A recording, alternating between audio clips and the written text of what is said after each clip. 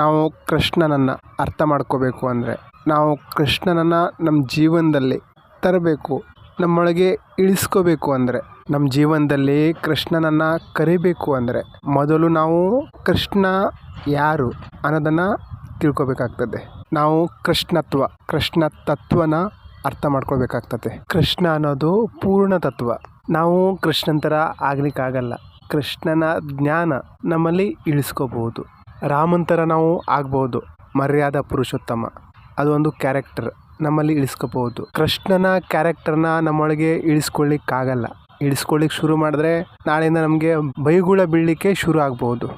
ಕೃಷ್ಣನ ಲೀಲೆಗೆ ಅಂತ್ಯ ಇಲ್ಲ. ಕೃಷ್ಣನ ಲೀಲೆ ಅನಂತ.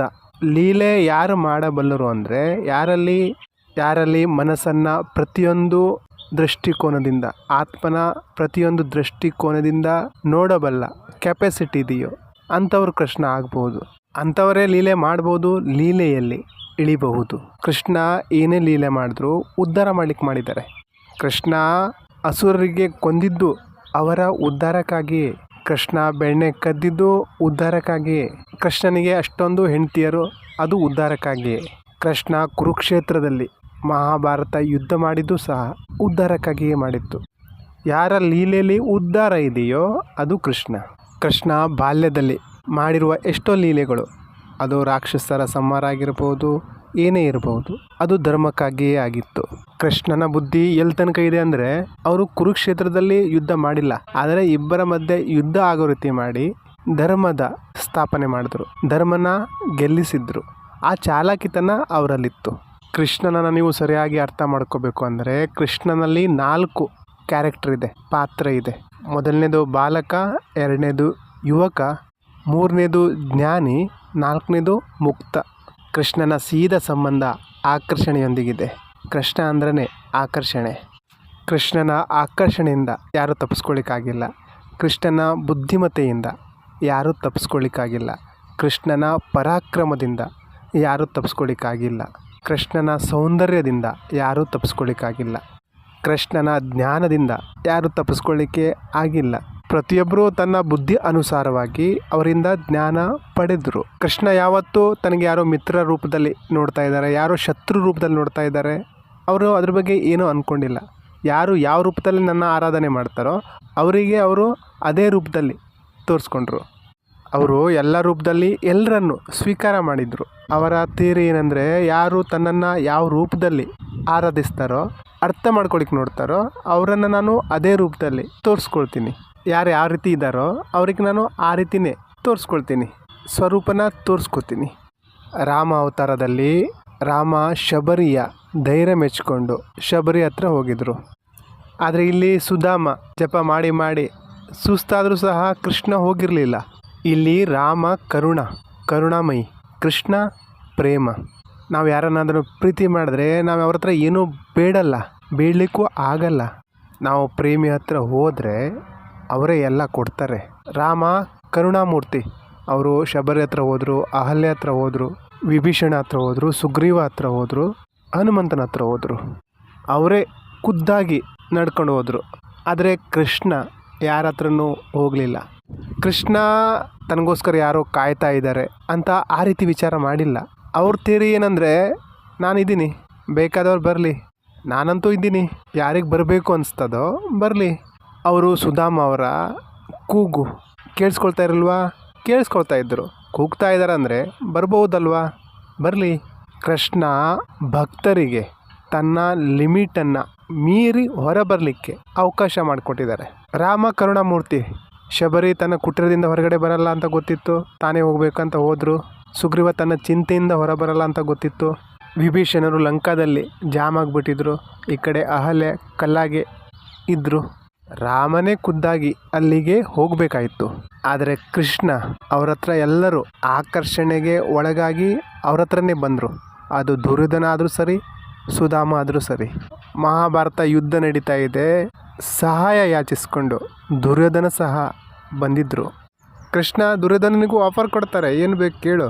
ಕೃಷ್ಣ ಯಾರ ಕಡೆ ಇದ್ದರೂ ಸಹ ಧರ್ಮನೇ ಗೆಲ್ತಾ ಇತ್ತು, ಧರ್ಮನೇ ಗೆಲ್ಲಿಸ್ತಾ ಇದ್ದರು.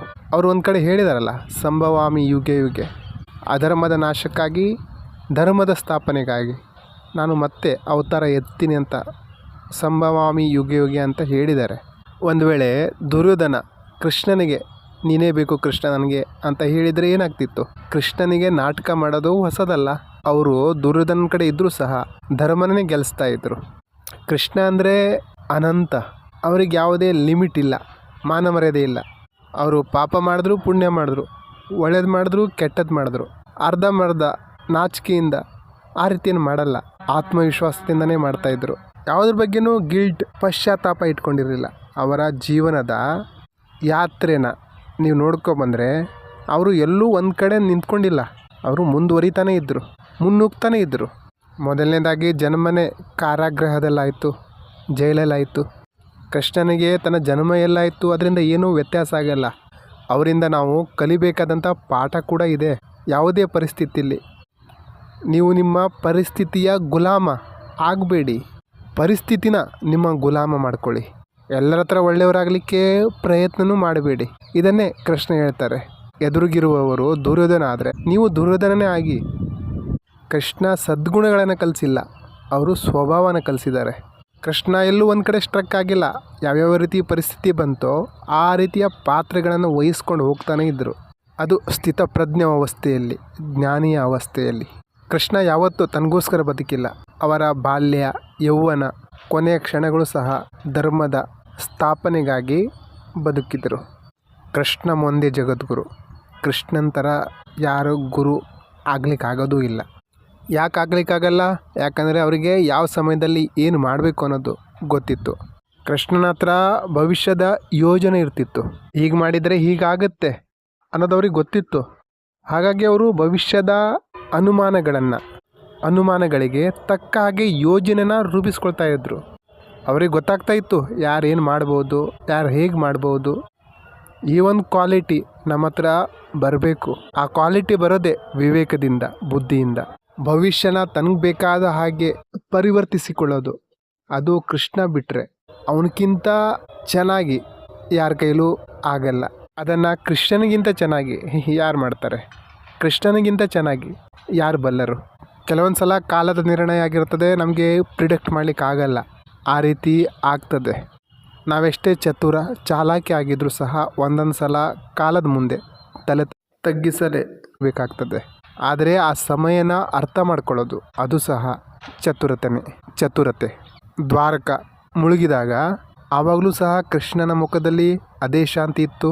ಕುರುಕ್ಷೇತ್ರ ಯುದ್ಧ ಮಾಡ್ತಿರ್ಬೇಕಾದ್ರೆ ಕೃಷ್ಣನ ಮುಖದಲ್ಲಿ ಅದೇ ಶಾಂತಿ ಇತ್ತು. ಗೋವರ್ಧನ ಪರ್ವತ ಎತ್ತಬೇಕಾದ್ರೆ ಕೃಷ್ಣನ ಮುಖದಲ್ಲಿ ಅದೇ ಶಾಂತಿ ಇತ್ತು. ಅವರು ಕಂಸನ ಸಂಹಾರ ಮಾಡಲಿಕ್ಕೆ ಹೋದಾಗಲೂ ಸಹ ಅವರ ಮುಖದಲ್ಲಿ ಅದೇ ಶಾಂತಿ ಇತ್ತು. ಅವರು ದ್ರಷ್ಟ ಮತ್ತು ಸಾಕ್ಷಿ ಭಾವದಿಂದ ಎಲ್ಲ ಕರ್ಮ ಮಾಡ್ತಾಯಿದ್ರು. ಅವರು ಜೀವನನ ನಾಟಕ ಅಂತ ಅರ್ಥ ಮಾಡ್ಕೊಂಡಿದ್ರು. ಅವರು ಲೀಲಾಧಾರಿ ಹೇಗಾಗಿದ್ರು ಅಂದರೆ ಅವರಿಗೆ ಎಲ್ಲರ ಮನಸ್ಸು ಅರ್ಥ ಆಗ್ತಿತ್ತು.